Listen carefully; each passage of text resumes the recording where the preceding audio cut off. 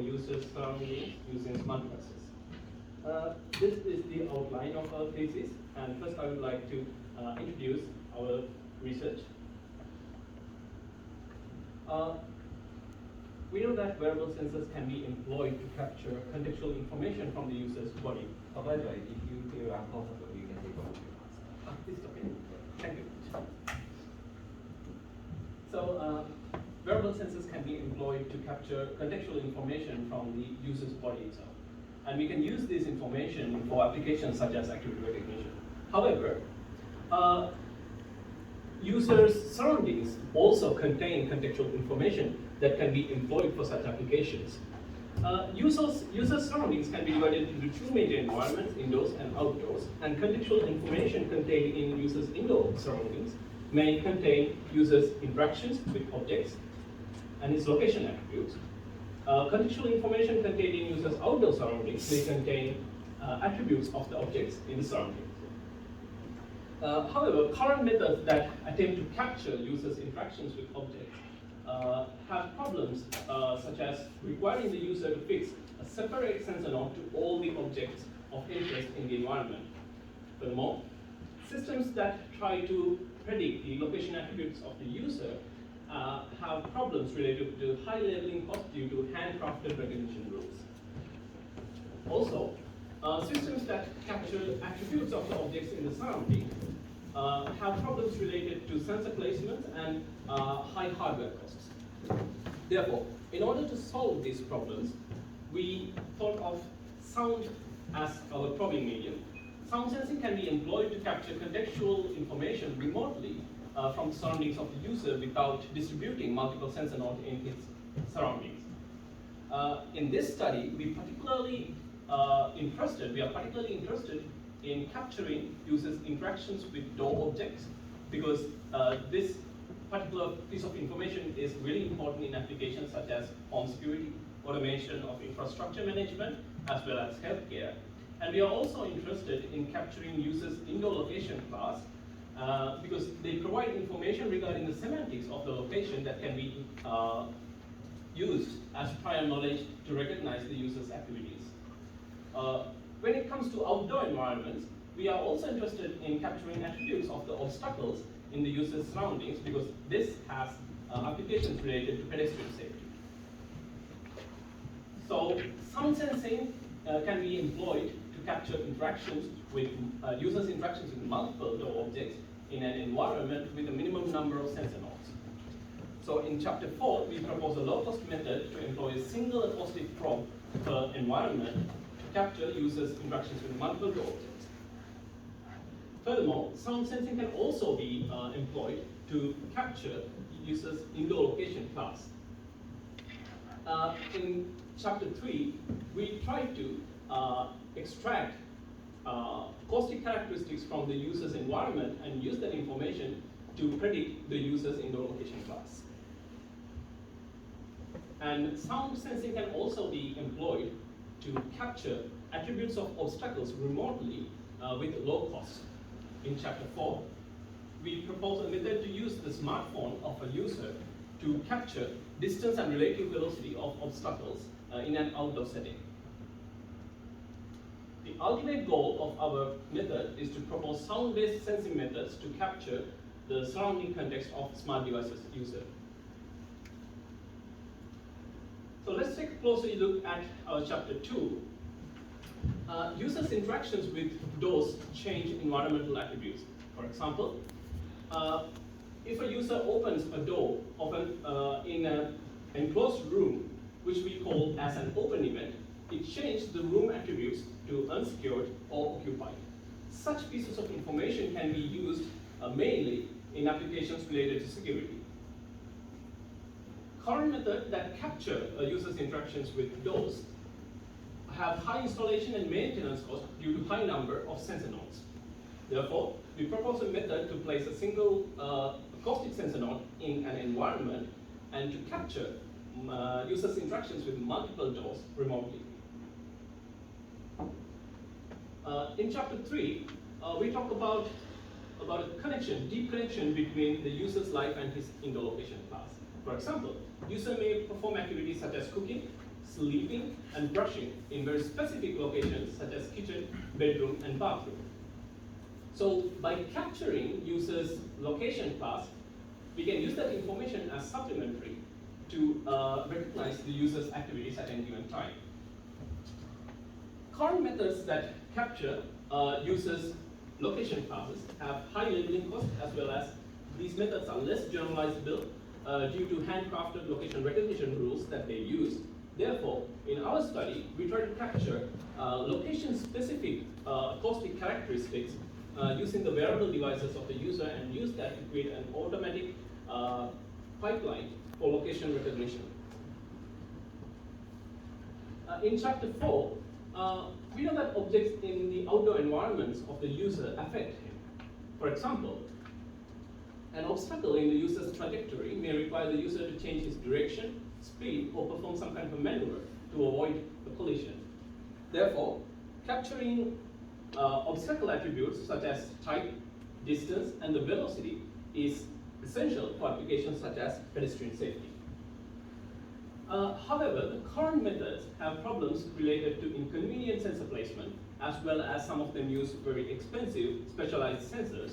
And therefore, we propose a method to use the smartphone of the user to perform active sound sensing and try to capture the mobility, distance, and the relative velocity of an approaching obstacle.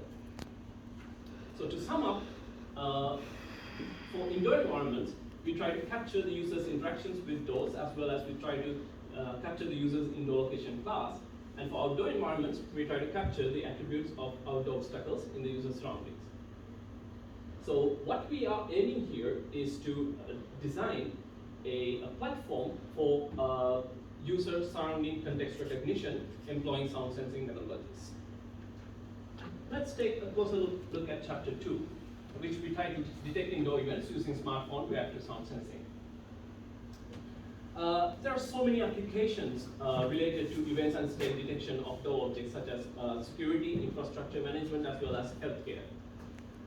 Currently available methods have problems related to high installation and maintenance costs due to high number of sensor nodes, and some of the methods are highly privacy invasive. Here we recognize three major drawbacks of the existing methods. The first one is large installation and maintenance costs. The second one, higher number of sensor nodes. And the third one is narrow sensing range. Therefore, we said the goal of this study is to come up with a door event state recognition method that is cost effective and that can recognize events of multiple doors and works well with small number of sensor nodes. As disused smartphones are available in abundance these days, we thought of a method based on smartphone active sound sensing. So in our method, we place the smartphone in an environment with multiple doors, and the smartphone emits a continuous sound wave or sine wave with constant frequency. The movements of the doors in the surrounding, as well as the movements of the user, create Doppler shifts that can be captured using the same device and be analyzed to recognize different types of door events in multiple doors, as well as the movements of the user as well. Imagine an open event of door 1.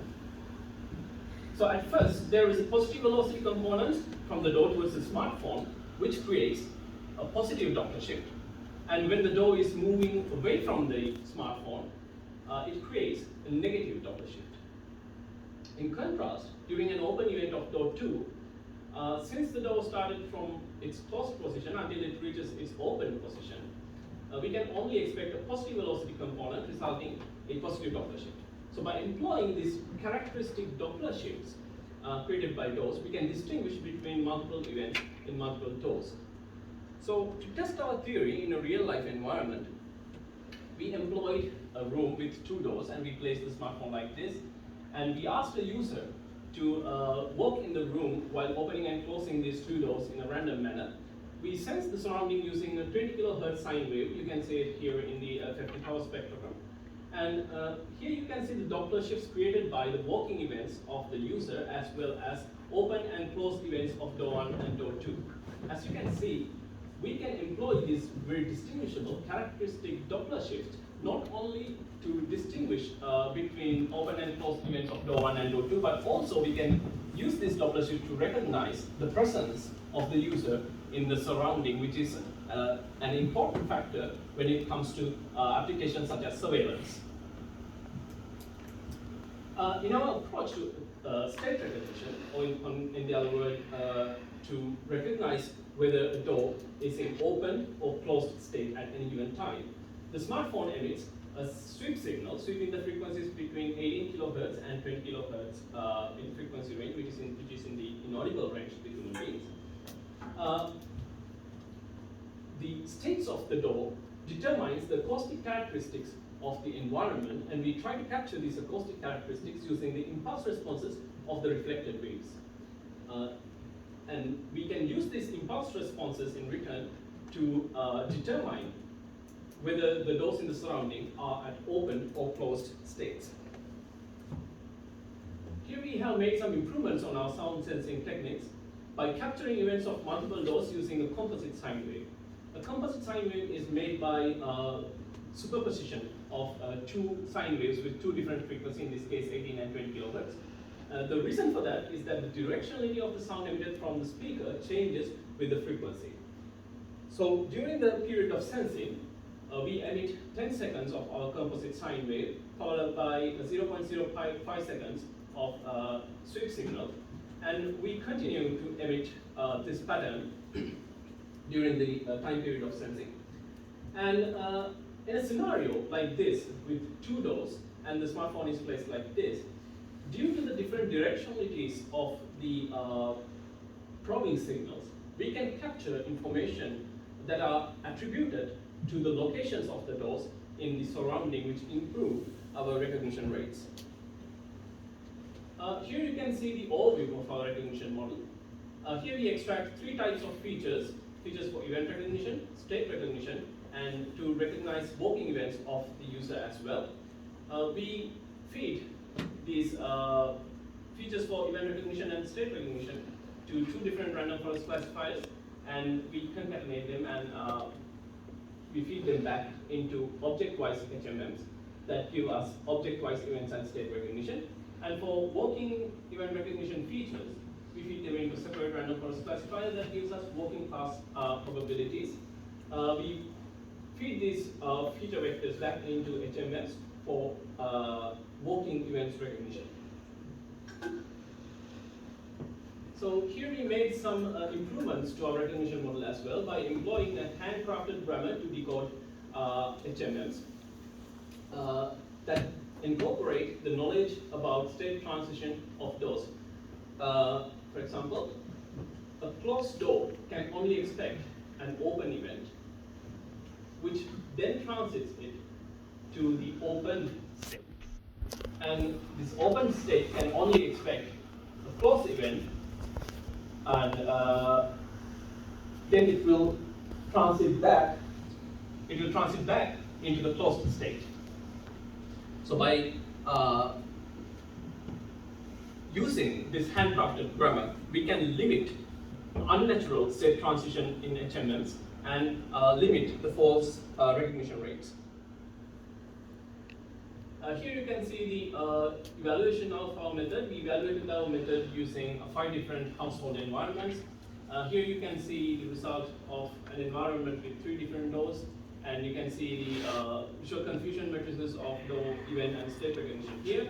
And you can also see the result or average F measure of the proposed method against the method that does not use the composite sine wave and the method that does not use the handcrafted grammar. As you can see, the proposed method that use both the composite sine wave and the grammar has the best result. So in chapter 3, I would like to introduce you our study titled Indoor Label, Predicting Indoor Location Class by Discovering Location-Specific Sensor Data Motifs. And estimating users' indoor location class using sensor data from his smart devices is a hot topic in ubiquitous computing research area. So basically, we employ the sensor data from the smart devices of the user to extract location-specific sensor data. Specific sensor data segments that can only be observed when the user is in a specific location class. And we can use that information to estimate the location class of the user. The available methods have two major problems. The first one is assuming that location-specific sensor data can be available abundantly and continuously when the user is in that particular location, which is not the case. The second problem is handcrafted prediction rules that highly limit the generalizability of the method. So here in this study we take on two challenges. The first one is automatic extraction of location-specific sensor data motifs, and the second one is automatic determination of location prediction rule. So the goal of this study is predicting the user's location class by detecting location-specific sensor data motifs. Here we assume an environment where we collect acceleration data as well as acoustic impulse responses from using the smartwatch of the user. And we also collect Wi-Fi RSSI data from the smartphone of the user. Here we have done our preliminary investigation by collecting acceleration data as well as audio data using a user who stayed in a household environment, performing several activities in different rooms. Here you can see the acceleration data, and here you can see actions such as brushing, cutting, and eating are highly specific to locations such as bathroom, kitchen, and dining, while walking events that can be observed across all three of these locations are not location specific. And to collect the audio data, we use the smartphone to emit sweep signals, and we captured the reflected waves using the same device, and we extracted the impulse responses from them, and we calculated null frequency substrate coefficients that are used majorly in voice recognition related applications. And here you can see the visualization of the MFCC features of two environments and two locations. And here you can see that even though the environment in which these acoustic characteristics are collected are different, similar location classes give us somewhat similar acoustic features. This is the overview of our proposed method. During the training phase, we find the location-specific sensor data motifs in source environments with location labels. As a contribution, we propose a matrix manipulation method for automatic extraction of location-specific motifs. And during the testing phase, we use the Wi-Fi RSSI data that we collected to cluster them and to separate an unknown environment into room-level units. Next, we find similar sensor data to that of the discovered motifs from this unknown environment, and we estimate the location labels of these Wi-Fi clusters or room units in that unknown environment. Furthermore, we introduce a coefficient that explains the degree of specificity of a data segment with regards to a location, and we name it location specificity measure, or LSM, based on the idea of Gini impurity. As you may know, Gini impurity can be used to calculate the probability of a data point getting misclassified given the distribution of the data set. And if we can find the ratio of a data segment appearing in 3 of these locations, like this, we can use the same idea of Gini impurity to calculate how specific this data segment is to these locations.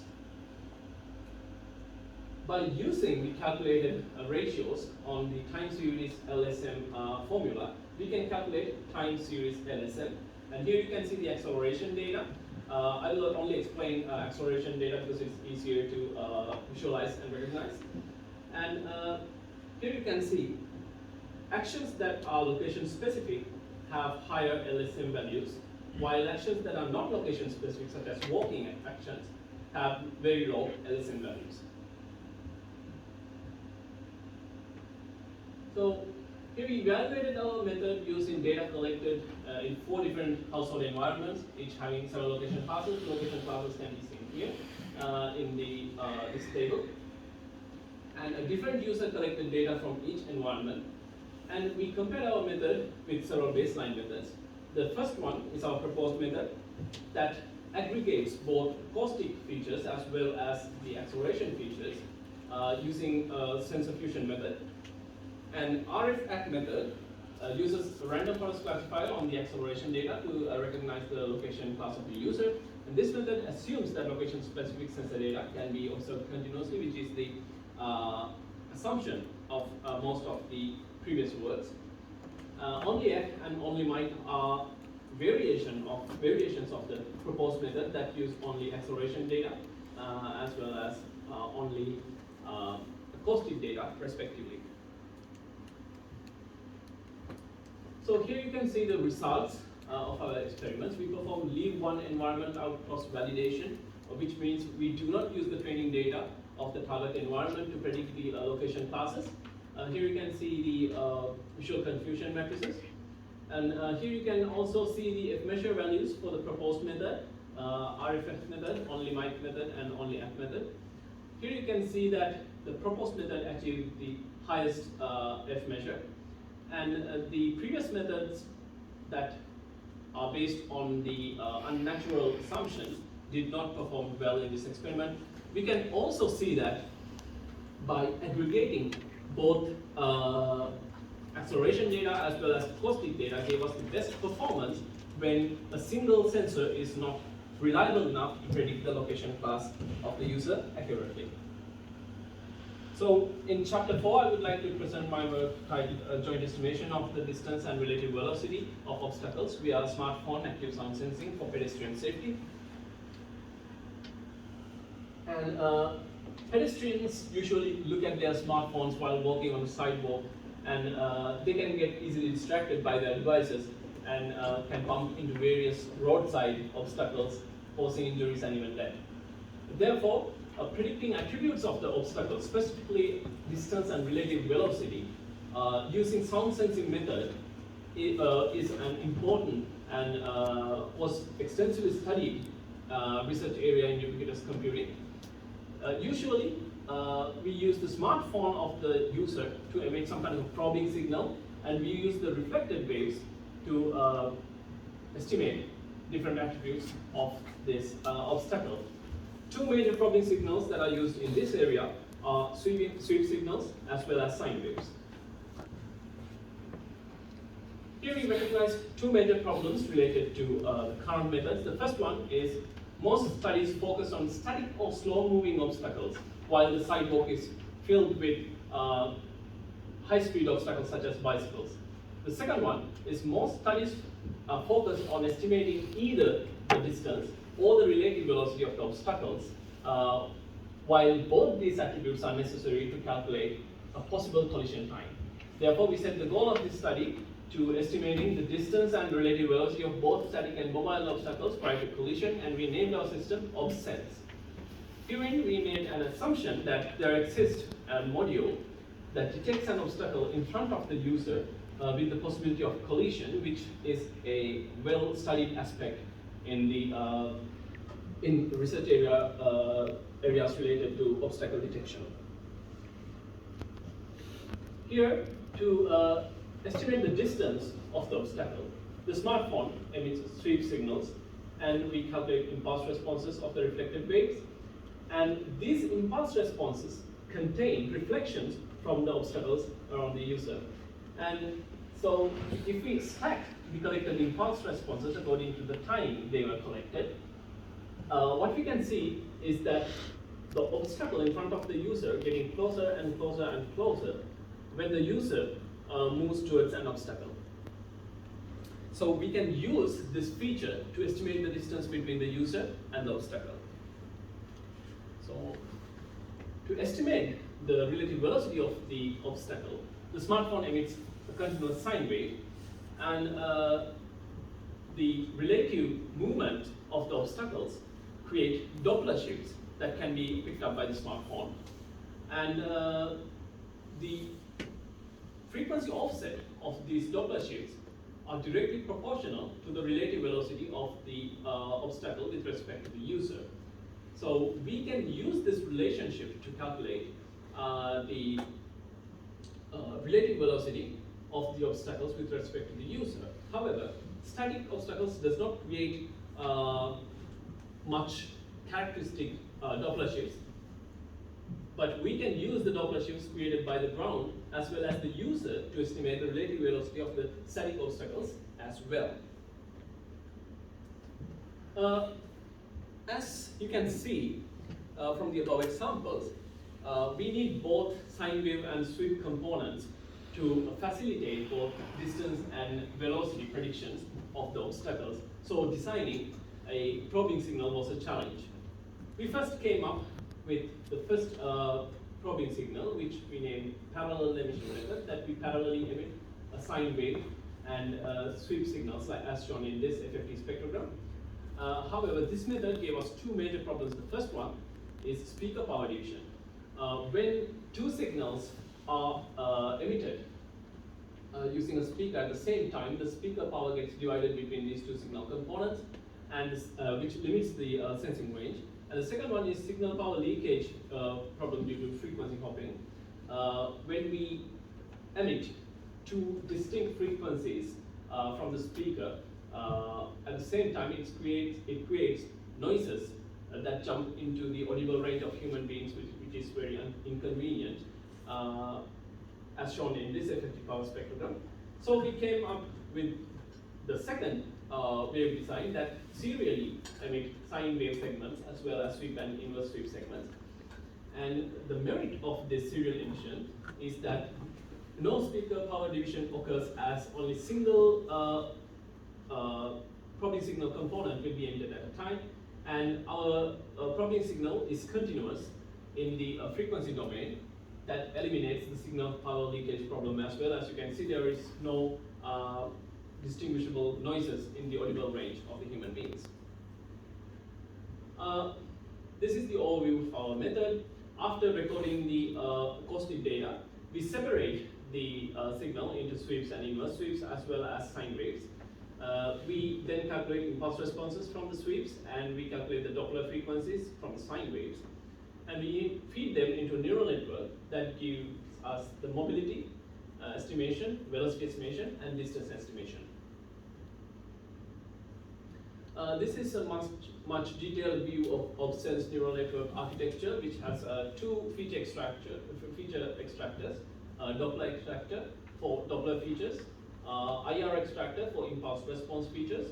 We concatenate the outputs of these feature extractors and input them into our mobility estimator that gives us the mobility estimation of the obstacle.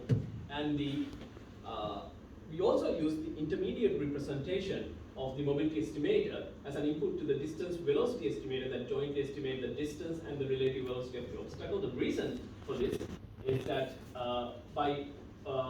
we allow the neural network to figure out the most appropriate method to estimate the distance and velocity of a particular obstacle given the information regarding its mobility. During the training, we minimize the following loss function using backpropagation. The mobility loss, distance loss, and velocity loss are the losses of mobility, distance, and velocity estimations respectively. Here we use what we call an integration loss that use the relationship between the distance and the velocity as a supplement to predict the distance and velocity of the obstacle. We basically first estimate the distance and velocity of timestamp t, and we use that information to calculate the distance of the obstacle at timestamp t minus 1. And we use that calculated distance and the ground truth of timestamp t minus 1 to calculate this integration loss. And what it essentially does is that it preserves the relationship between the distance and the relative velocity of the predictions made by our neural network. We evaluated our method using data collected from 5 static obstacle classes and 3 mobile obstacle classes. You can see the obstacle classes here. And we did a 70-30 split in our data set and evaluated our methods. Obsense is our proposed method. Without integration loss, does not use the integration loss I mentioned earlier. Without mobility detector, does not use the intermediate representation of the mobility detector. Only IR and only Doppler are variations of our proposed method that use only impulse responses and only Doppler shifts respectively. So these are the results of our experiments. The F measure of the mobility detector was as high as 94%, and you can see the errors for the distance and velocity for the all the comparative methods. The distance and the velocity estimation error of sense was as low as 20.6 centimeters and 0.119 meters per second, which was the lowest amongst the baseline methods. Here you can see the comparison between the predictions made by obsense, the distance and the velocity, and the ground truth of a single obstacle encounter. As you can see, even though the relative velocity of the obstacle changed randomly, obsense can still predict the distance and relative velocity pretty accurately. So to sum up my presentation, we proposed methods to extract contextual information in the smart device user's surrounding using sound sensing methodologies. In chapter 2, we present a low-cost door event state recognition method using a single sensor node per room.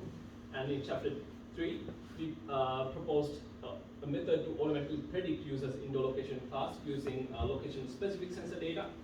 And in chapter 4, we jointly estimated the distance and the relative velocity of oncoming obstacles on a sidewalk.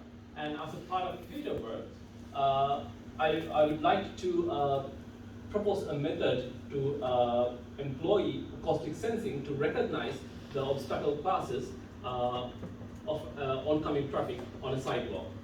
So that's all from me. Thank you for listening. If you have any questions, please feel free to ask. Thank you. Then we move on to Q&A session. Do you have any questions or comments?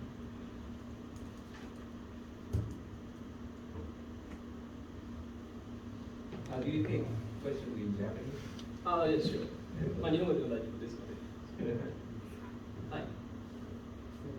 I'm curious about how does it robust to the environmental noise? Is it easy to decompose the emitted wave from the environmental sound? So do you want the answer as a whole in acoustic sensing, or would you like to point out a particular research? Okay, generally, acoustic sensing is very prone to noises. So that's a true fact, and that's something I am working towards to solve in the future. And however, according to the signal processing methods that we use, our methods are pretty robust to environmental noises. Still, there's a slight deterioration when it comes to environmental noises, but interestingly enough, when it comes to surrounding noises, our distance and relative velocity prediction method work really well. One reason I think it is because the probing signals that are used in our methods are at the verge of ultrasonic sound, around 18 kilohertz to 21 kilohertz, about a 3 kilohertz band. Most of the environmental noises are audible to human beings, which means it is below 18 kilohertz. So our methods were surprisingly robust to the environmental noises. Say, for example, can we use the method of chapter 4 in the cafeteria in Japan? Okay. So chapter 4, okay. Oh yes. So this was done in on a sidewalk. So this method has influence from noises like cars. So this method did perform really well under vehicle noises. Cafeteria, I'm not 100% sure, but yes. So from my previous experiences, human noises like in cafeteria are below maybe 10 kilohertz, below 10 kilohertz or so. So I think this method would be robust against such noises as well. Thank you. So related to that, it seems to me some of the tasks that you have presented may be solved by other means without using acoustic signals, or maybe even better solved by different polarity or different sensing. Yes. Then my question is, why do you choose to use acoustic signal? So, for example, the user's interactions with doors can be captured using contact sensors fixed on doors, right? So, but what these contact sensors cannot do is to capture users' movements in the environment. So, by using acoustic sensing, we are not only capturing information regarding the movements of the doors, but we are also capturing information regarding users' movements in the environment, which would be an important factor in home security. But the user movement may be captured by, other method rather than, contact sensor. So you can put the contact sensor on the door, and then a user may be carrying, their own smartphone. So Yes. that's it. So sound sensing methods that we are inspired to use, we thought of sensing remotely instead of placing sensors on the objects of interest themselves.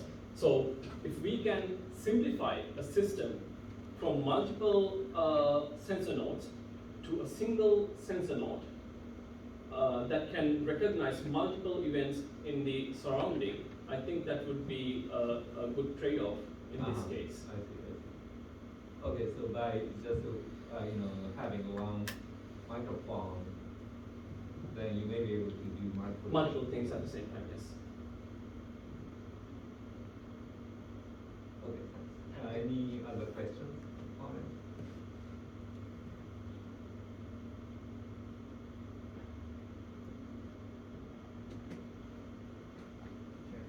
So related to the earlier question, so related to the chapter 2,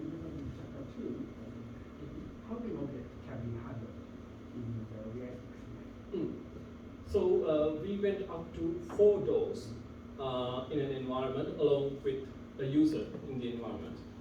So we tested our method in 5 different household environments, and so we have gone up to 4 doors. So when user moves in the environment, opening and closing these 4 doors, we can distinguish between the events pretty accurately. What is the main bottleneck of increasing the object further?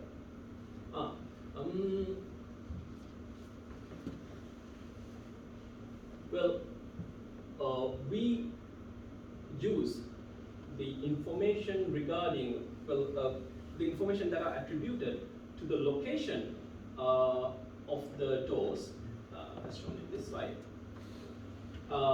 We also try to capture information attributed to the location of the door in the environment, as well as supplement to door event recognition, because the different sizes of the doors and the different locations of the doors are it's the basis of different Doppler shifts that are created in this method. So I would say the bottleneck would be 2 similar doors that create somewhat similar Doppler shifts while opening or closing would be a hurdle, but doors are pretty far away for the I think for the use of the users. So at this point, I think we can increase the number of doors without completely getting similar Doppler shifts from them. Then I'm wondering that the door opening or closing is usually the walking person or moving person is protected. That kind of things can be handled correctly by your method. I didn't understand. Maybe usually the human opens. Yes. So walking human or moving human opens the door or closes the door. So it changes may change the difference. Yes, it's true. So for example, this particular door can be opened from inside or from outside, right? So that creates two different types of information. But this method is actually robust against such methods. This, the data collection method actually included door openings and closing from outside and inside. So yes.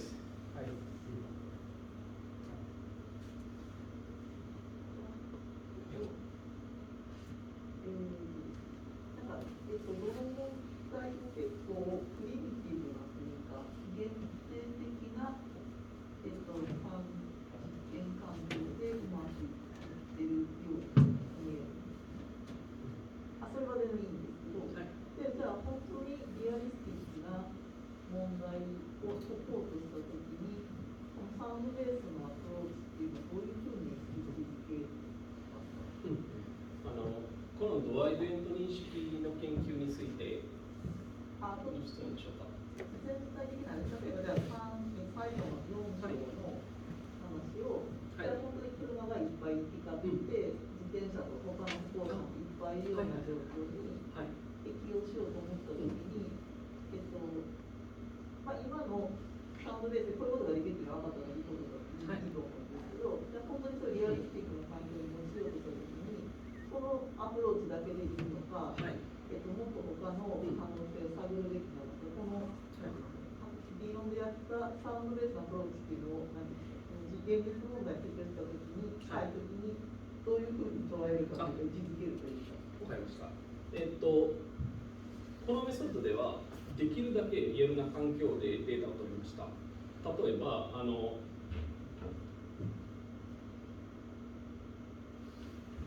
このビルボードとか、この電信柱とかは、外の、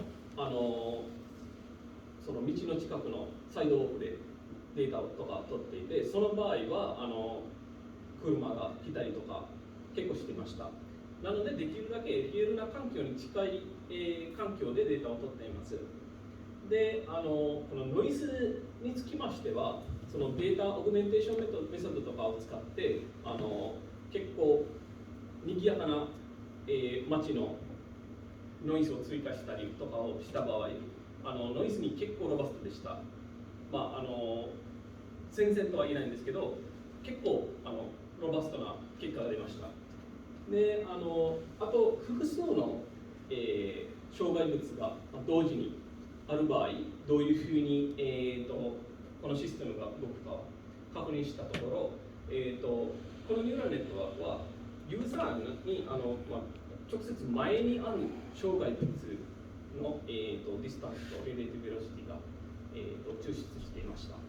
で、そういうような、評価実験もこの研究にはやられています。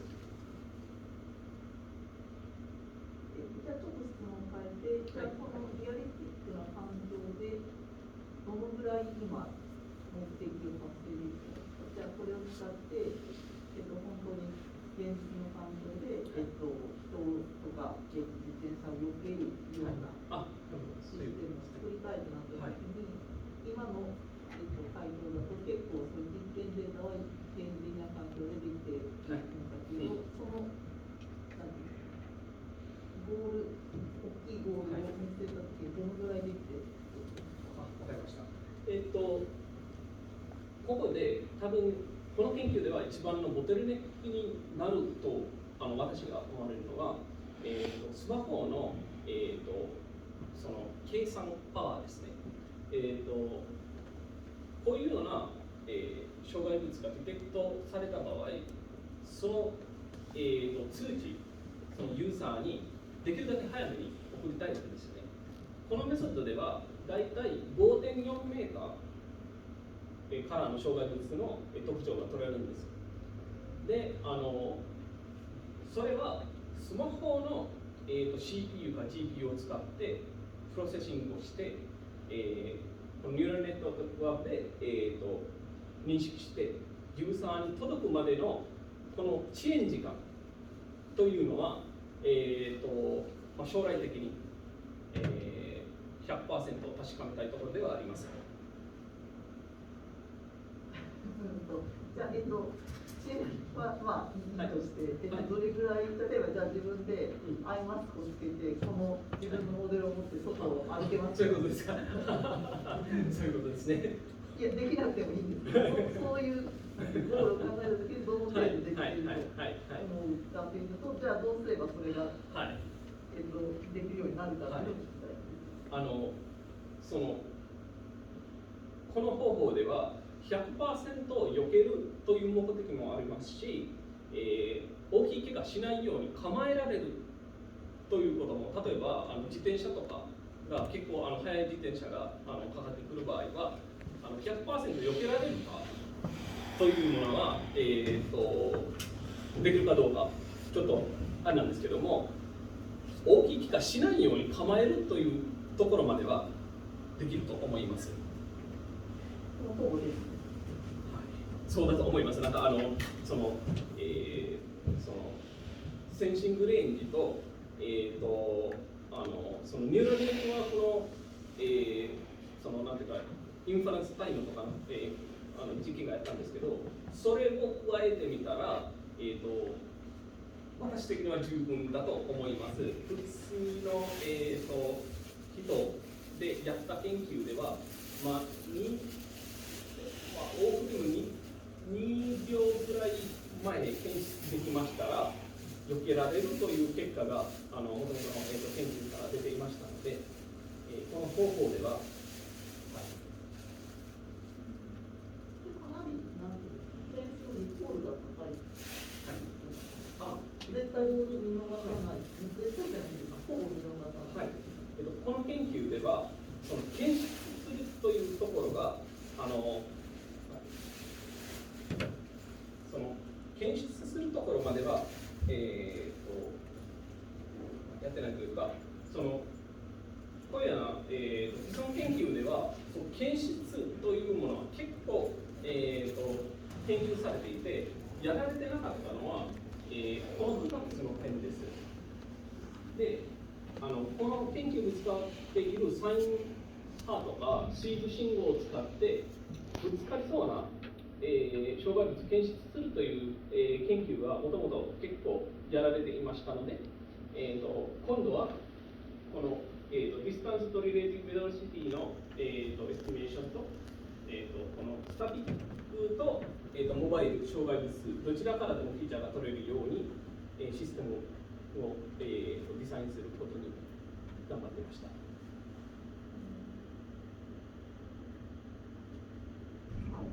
はい、わかりました。ありがとうございます。他いかがでしょうか。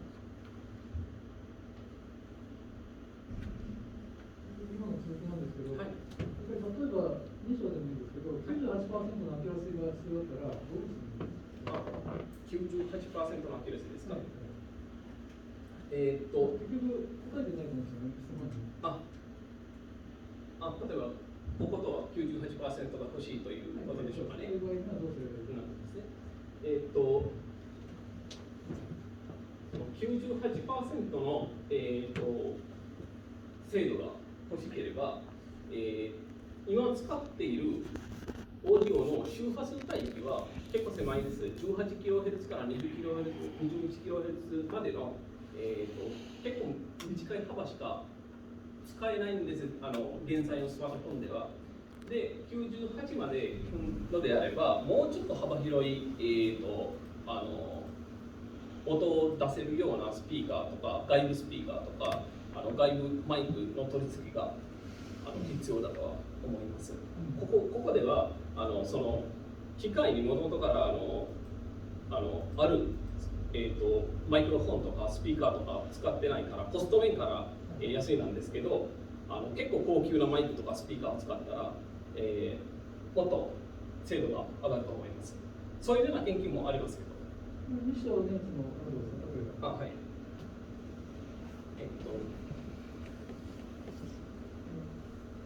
実際のアプリケーションここですね。はい。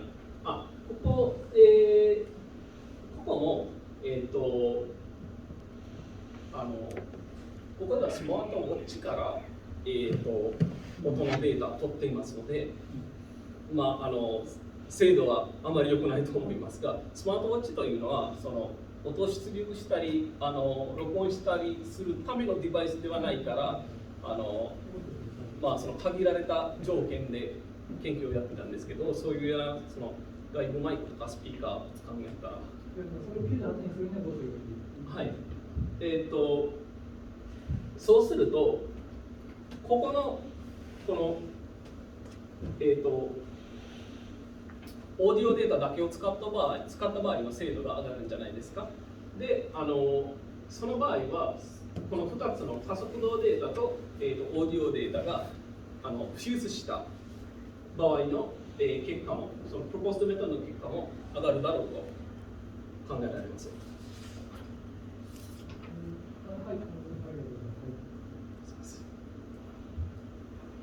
いかがでしょう。